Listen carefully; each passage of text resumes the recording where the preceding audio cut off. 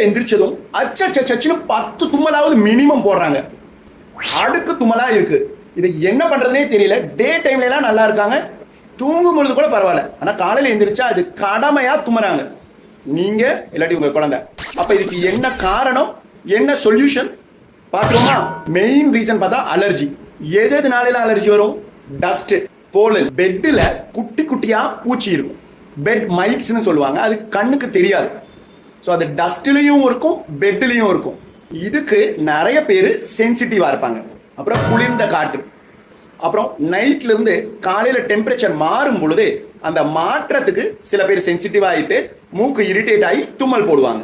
Night டைம்ல dust exposure மெயினா எப்படி இருக்கும்னு பாத்தீங்கன்னா, பில்லோ கவர், பெட்ஷீட், ஏசி ஃபில்டர்ல டஸ்ட், இல்லாட்டி ஃபேன்ல ஒட்டிட்டு இருக்கும் இல்லையா அந்த புழுதி, அந்த குட்டி குட்டி துகள்கள் என்ன பண்ணும், நைட்டு தூங்கும் பொழுது நம்மளை அறியாம கண்ணுக்கு தெரியாத டிராப்லெட்ஸா டஸ்ட் உள்ளார போயிடும்.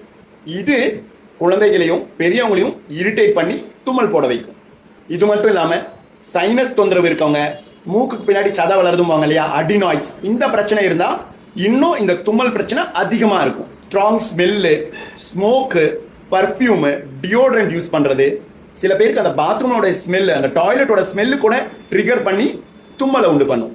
பேசிக்கா இதை எப்படி தடுக்கலாம் அப்படின்னு பார்த்துக்கோங்க.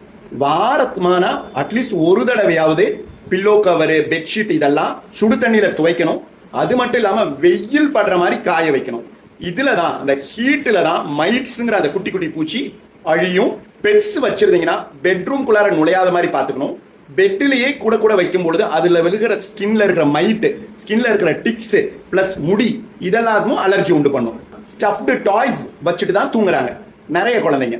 ஸோ அதையும் தவிர்க்கணும். ஸ்டஃப்டு டாய்ஸ்குள்ளார டஸ்ட் போய் தங்கிட்டு குழந்தைங்களை இரிட்டேட் பண்ணும். ஏசி ஃபில்டரை நாமளே ஈஸியாக க்ளீன் பண்ணலாம். வாரம் ஒரு தடவையாவது ஏசி ஃபில்டர் நாம எடுத்து க்ளீன் பண்ணணும். ஃபேனையும் அப்பப்போ துடைக்கணும். அது இல்லாமல் ரூமையும் வெட் மாப் பண்ணணும். இதெல்லாம் பண்ணோம்னா 50% ஆஃப் த தொந்தரவு சரியா போயிடும். இன்னும் ஒரு சிலருக்கு இதெல்லாம் பர்சிஸ்டண்டா இருந்ததுன்னா தேவைப்பட்டா அலர்ஜியை ஸ்டெபிலைஸ் பண்றதுக்கு மாத்திரை மருந்து சாப்பிடணும்.